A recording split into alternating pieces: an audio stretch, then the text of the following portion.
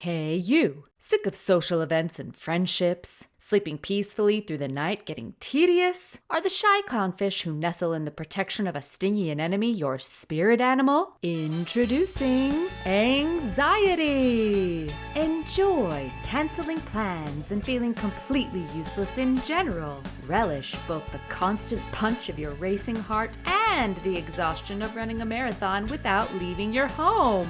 Delight in feeling the rush of a life-threatening event every moment of the day, minus the life-threatening event.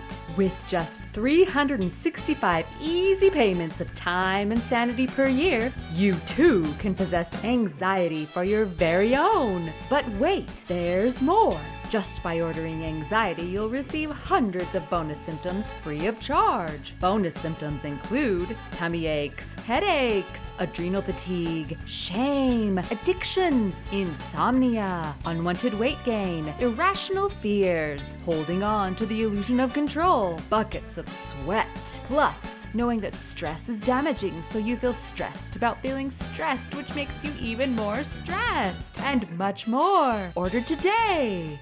I vividly remember the first time I ventured onto a roller coaster. The sun was scorching down at the local amusement park as if we were taquitos baking for dinner. Sweet scents of cotton candy intermixed with bitter cigarette smoke wafted on the infrequent breeze. From the safety of the ground, the giant roller coaster appeared so exciting with the screams of exhilaration and laughter of the riders beckoning me to jump on.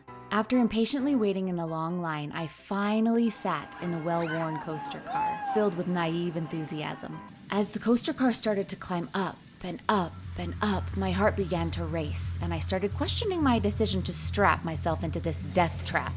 How will this tiny, insignificant bar actually keep me from falling out? What is holding this car onto the track? How has anyone survived this ride before me? Then came the heart-compressing first drop. The two loops, the winding and jarring turns, and the deafening bone-disintegrating loudness of it all. This was obviously the most speed and G-force I'd ever experienced. I wasn't scared. I was blindingly petrified. I knew I was going to die, and if I didn't hang on with all my strength and attempt to slow down this murder machine, we were all dead. I liken this silly memory to my experience with anxiety, except anxiety isn't a ride I chose to jump on, lasting a few minutes and then is a distant memory. It is almost constant, inexplicable panic. It feels like being strapped to a never-ending life coaster with everything moving too fast and too erratically. Because so many experiences were frightening and unpredictable, it was easier to hide in my house, avoid trying anything new or intimidating, and evading opportunities that made me feel vulnerable. Every time I hid from something I was worried about, my anxiety and self-doubt increased. My brain was so relieved that we avoided the perceived dangerous situations, so it learned to protect me from more and more perceived dangerous situations. So I continued to add more and more phobias to my list. Understandably, as my anxiety increased, my quality of life decreased. I missed out on vacations, parties, and most significantly, connecting with other human beings. My fear of failure, rejection, and suffering shaped a never-ending loop of protection, then reward, then regret and shame, and then the cycle started over. Finally, I began to realize there was an adventurous, enjoyable, lovely, and yes, also scary and sometimes agonizing life I was watching pass me by. I slowly found the courage to wade into the murky waters of restoring my sanity, but I found researching anxiety to be a double-edged sword. Many articles concerning anxiety focus on the hazards of stress. This is not the ideal rabbit hole where those who wish to commence healing from anxiety should launch. For instance, while knowledge is a great thing, unfortunately the part of my brain that processed danger was impaired, so just by reading that stress is super dangerous, my level of anxiety increased. It's like telling someone not to think of an elephant. We all immediately think of an elephant. By explaining why we shouldn't be anxious and stressed, it only caused more anxiety and stress. I did ultimately find true relief though. There's this super duper lady named Kimberly Giles whom my amazing sister introduced me to. Her writings taught me some life-changing truths.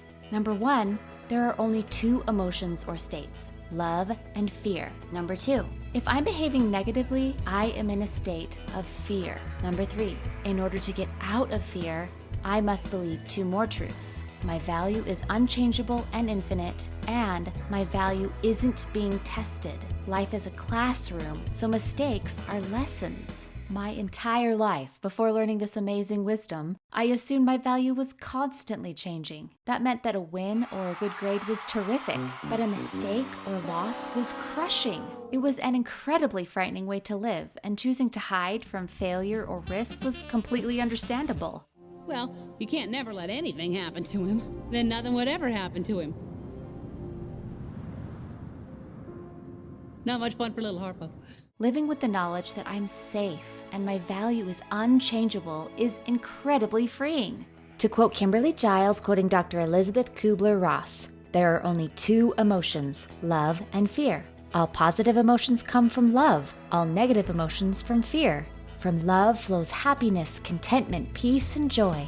From fear comes anger, hate, anxiety, and guilt. It's true that there are only two primary emotions, love and fear, but it's more accurate to say that there is only love or fear, where we cannot feel these two emotions together at exactly the same time. They're opposites. If we're in fear, we are not in a place of love. When we're in a place of love, we cannot be in a place of fear. Even after Kim Giles's miraculous help, I still needed assistance healing my diseased brain. A small dose of zinc and magnesium along with the dynamic neural retraining system, which I mention in many of my videos, helped me immensely with this. I will sing its praises as often as possible. It helped me rewire my incredibly dysfunctional brain.